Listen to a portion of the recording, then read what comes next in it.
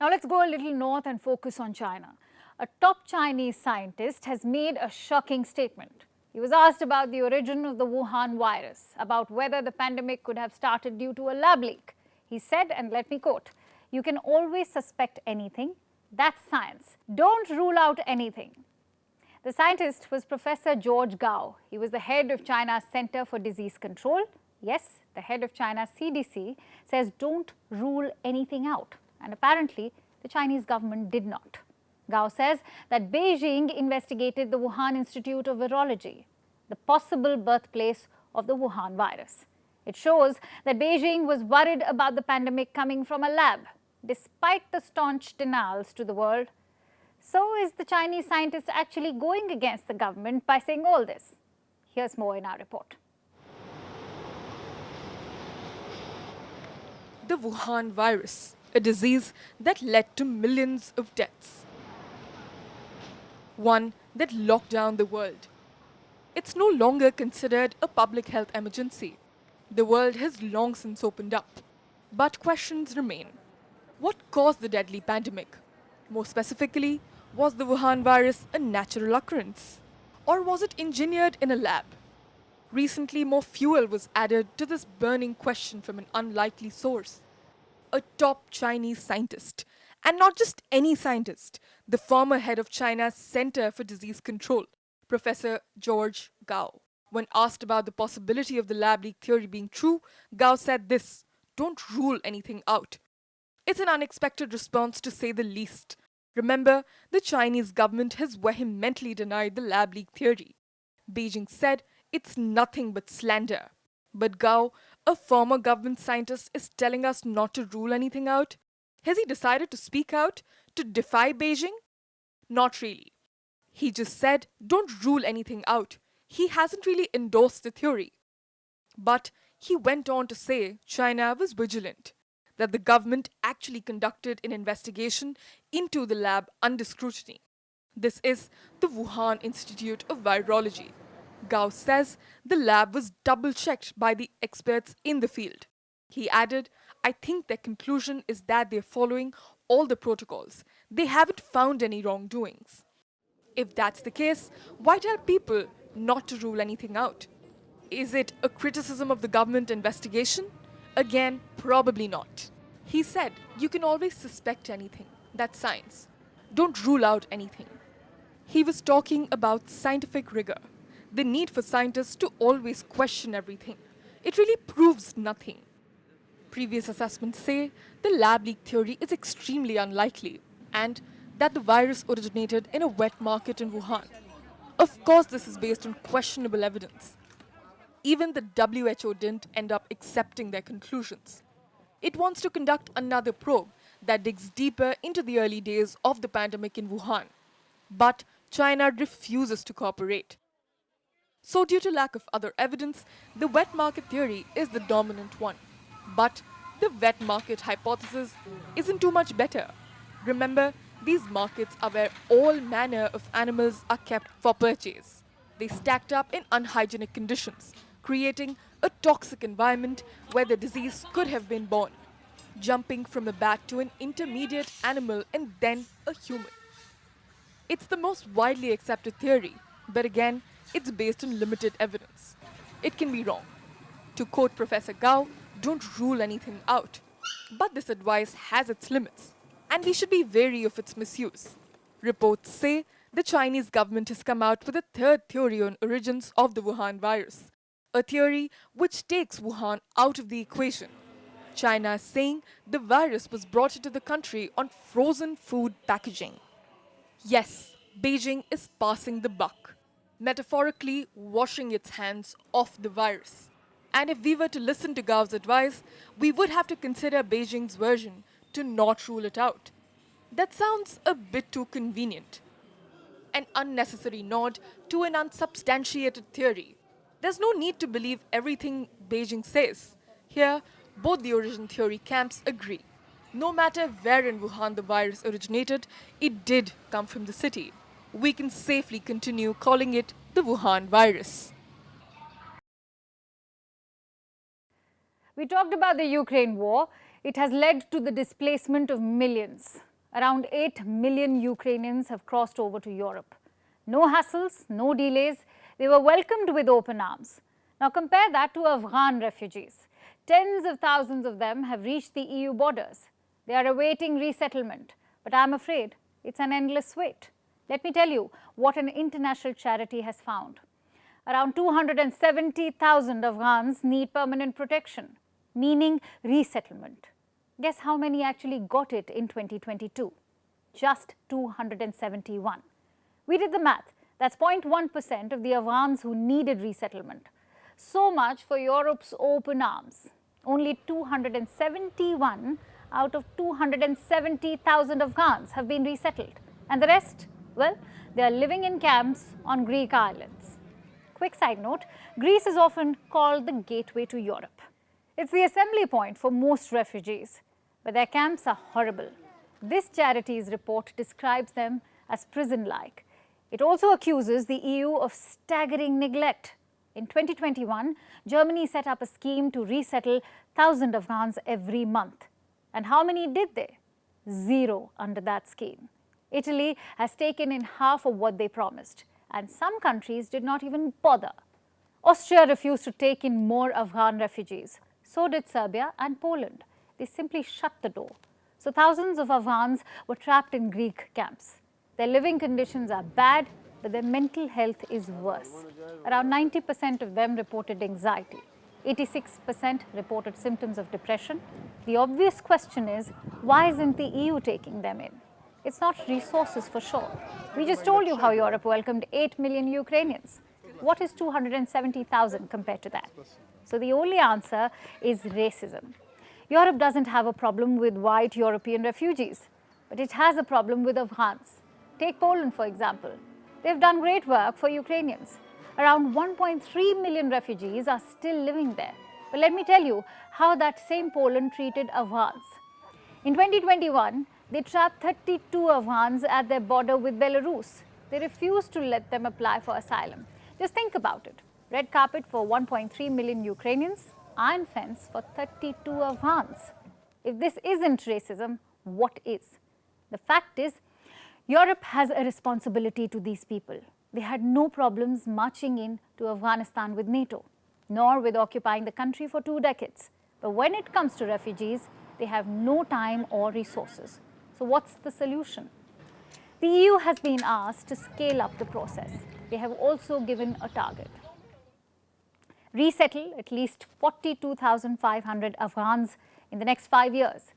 Ideally, it shouldn't take that long, but knowing the EU, even that target is impossible. Would you want to take a flight from New Zealand? Keep your phone and keys aside, remove your shoes, and get ready to step on the scale. That's right, because New Zealand's Civil Aviation Authority is demanding a passenger weight survey. This new program will apply to Air New Zealand for passengers departing on international flights. It will begin July onwards and help the airline gather data on passenger weight. Why? So the Aviation Authority can understand weight load and distribution for planes. And this has become part of a much bigger debate. People are weighing in on this new program and the reactions are mixed. But Air New Zealand is not the first flight to incorporate a weight survey. We tell you more about it in our next report. Women's magazines and aircraft. Do you know what the two have in common? They both want you to watch your weight. It's true, aircraft are obsessed with weight, so they weigh everything they carry.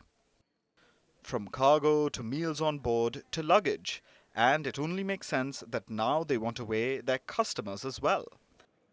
We're talking about New Zealand. Their Civil Aviation Authority is launching a new program, a passenger weight survey. It's for passengers departing on international flights of Air New Zealand, which is the country's national airline. But why is this survey required? Are they trying to body shame you? Definitely not, says the Aviation Authority. Why then?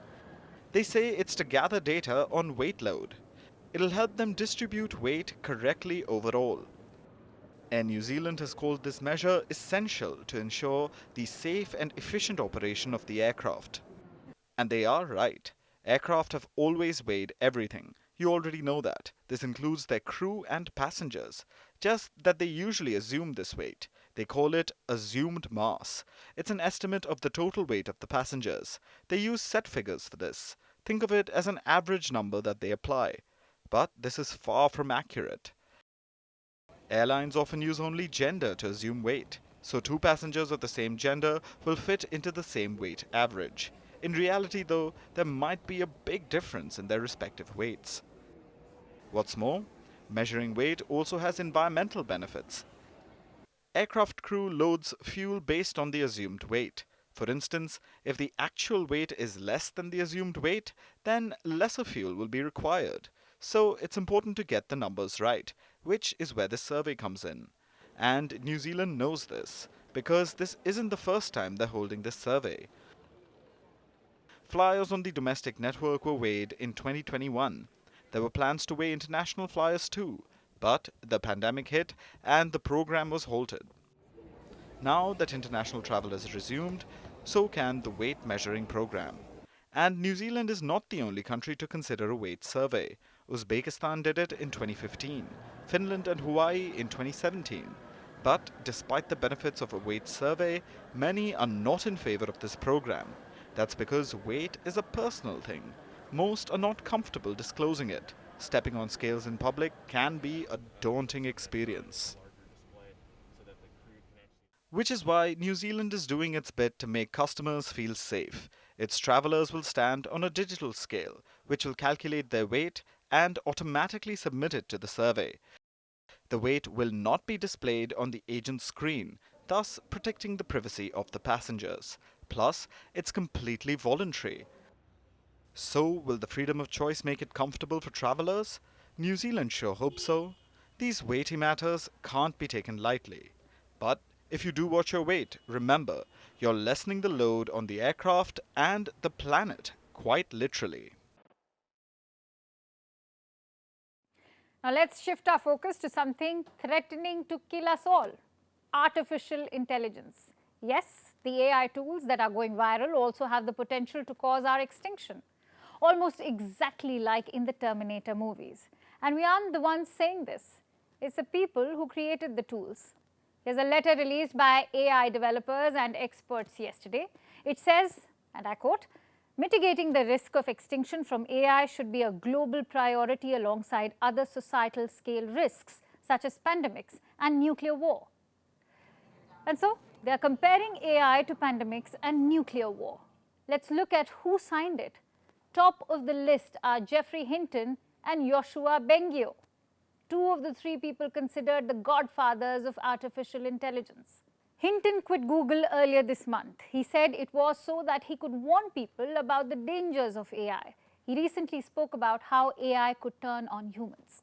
If you want to go to Europe, you create the sub-goal of get to the airport, and then you solve that sub-goal. And for any complicated goal, you want to create sub-goals.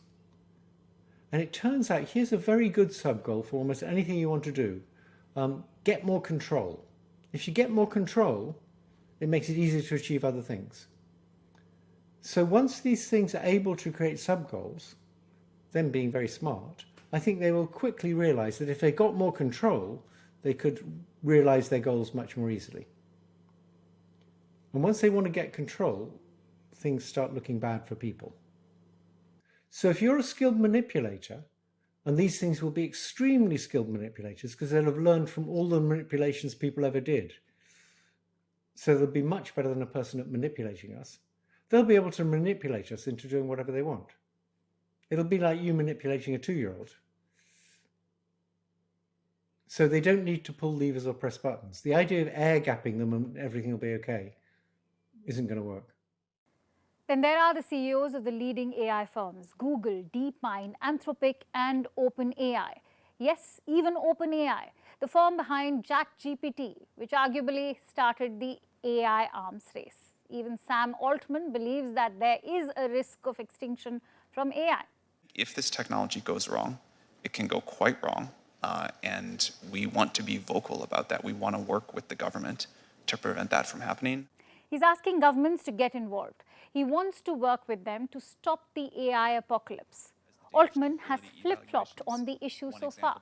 Earlier, he said he didn't want too much regulation. He even threatened to pull out of Europe over upcoming AI regulation there. But then he backtracked. Now, with this signing of the Extinction letter, it seems he's completely sure about the dangers of AI. Altman is traveling around the globe, meeting world leaders to discuss AI. He will meet European Commission President Ursula von der Leyen tomorrow. He's also expected to visit India next month. Speaking of India, New Delhi is also looking at the threat posed by AI. It's expected to lay out guardrails for the technology in the upcoming Digital India Act. The law is set to become public next week, but the focus is disinformation, not annihilation. It seems that the world has not grasped the scale of the danger. Politicians seem more focused on how AI can peddle disinformation, how it can cause problems in upcoming elections, which is also valid. It's already started in the US with AI-generated deepfake videos doing the rounds. But they're missing the forest for the trees. That's just one of the problems that AI brings. We think the end of the human race is the bigger issue here. Politicians need to focus on the big picture before it's too late to stop the rise of the machines.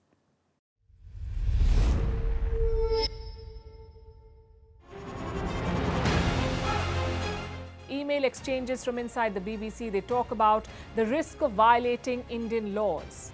It's easier to rake up the freedom of speech debate, but does it give anyone a free pass to knowingly violate the law?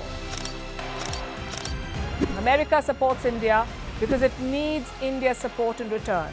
And India is working with the US because it suits India's interests. This is how geopolitics works. Last night, he diffused a crisis with his defense minister. But today, Netanyahu was confronted with a new problem. His cabinet seems to have rebelled against him. The UK is looking at the Indian subcontinent to fill its coffers. That India seems to be negotiating from a position of power, like a partner and not a former colony.